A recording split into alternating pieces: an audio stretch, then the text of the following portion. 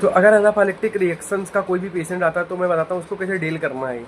ठीक है, तो अगर आप इमरजेंसी डिपार्टमेंट में जॉब कर रहे हो, ठीक है, अगर you are a emergency doctor, then we should know how to treat the anaphylactic reaction. तो first we need to understand what is the anaphylactic reaction. Basically it is IG mediated type 1 hypersensitivity reaction.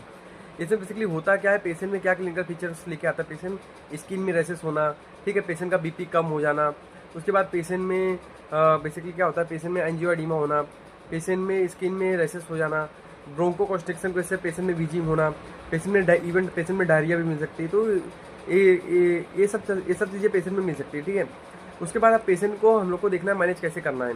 अच्छा, वो allergy किसी भी चीज़ से हो सकती है, drug की वजह से भी हो सकती है, खाने की वजह से हो सकती है, वैक्सीन की वजह से भी हो सकती है। अब मैनेज कैसे करना है, तो इसमें जो ड्रग आप चॉइस होती है उसमें होती है इंजेक्शन एड्रेनलिन।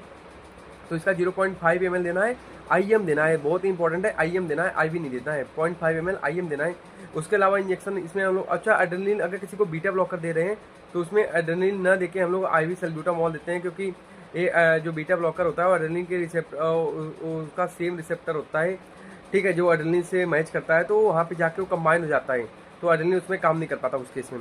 तो IV सल्ब्यूटामॉल उस केस में देते हैं। उसके अलावा पेशेंट में हाइड्रोकोर्टिजोन हम लोग दे सकते हैं 200 mg, उसमें IV देते हैं BD, या फिर 200 mg IV देते हैं।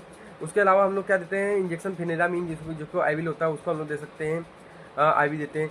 उसके अलावा सल्ब्यूटामॉल से पेशेंट को निबुलाइज कर सकते हैं, ठीक है। और पेशेंट को अगर ऑक्सीजन मेंटेन नहीं हो रहा है सारी चीज़ों से, तो हम लोग वहाँ पे पेशेंट को इंटूबेट कर सकते हैं। अगर उसके बावजूद भी नहीं मेंटेन हो रहा तो हम लोग उसमें ट्रैकियोस्टोमी कर सकते हैं, मतलब गले में छेद करके ट्यूब हम लोग डाल देते हैं। तो this is all about the anaphylactic reaction और उसका हम लोग ट्रीटमेंट कैसे करते हैं।